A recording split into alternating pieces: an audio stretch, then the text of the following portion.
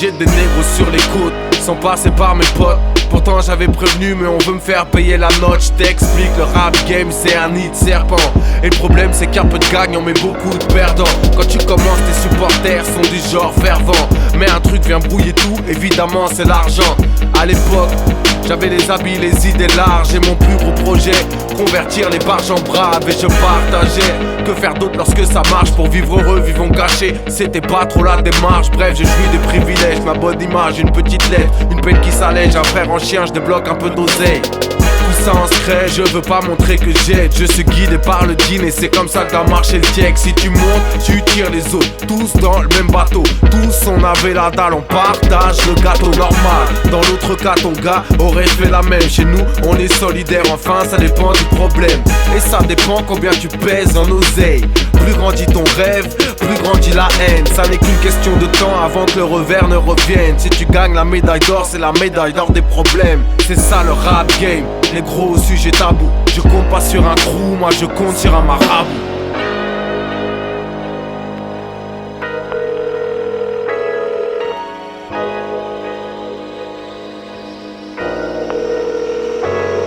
J'avais rendu un service, mais les frères ont du vice. Ils utilisent ton service pour te faire des sévices. Voulaient me faire des services volés depuis Yannick Noah. Car les négros croient que tu dois être noyé dans le genre A. Ça laisse des coups de fil de plus en plus pesants. Du genre faut rappeler tout de suite, c'est tout le temps urgent. Tu sens que tes arbitres, quelque chose se prépare vite. Ça sent trop le slavique qui dans une embrouille t'invite. Prennent des prétextes bidons, te prennent pour un con. Des frères font les comptes, visent ton compte. Les traites m'avaient serré la main, le lendemain voulaient me la serrer. D'une lame acérée dans mon sang, voulaient me laisser macérer. Et les taux n'a fait que se resserrer. Jamais tu te dirais que des frères oseraient. Je te raconte la suite en direct du terre-terre, ouais en direct du traître. C'était l'époque où ma femme était enceinte.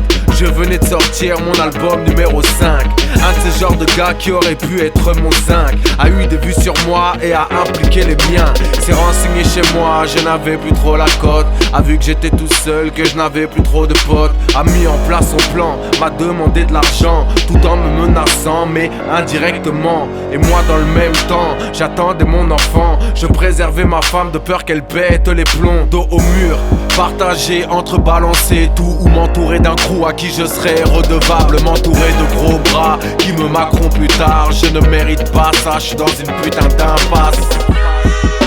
Ma fille vient de naître, je gère les coups de fil, on me fait un coup de traite. L'infirmière monte dans la chambre, me dit quelqu'un vous attend. Je me dis c'est pas possible, pas ici, pas maintenant.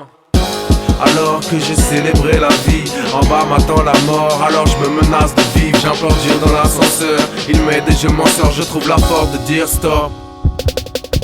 Et si je dois être honnête, voilà pourquoi j'arrête. Je ne céderai jamais, je crois trop en Dieu pour craindre un homme.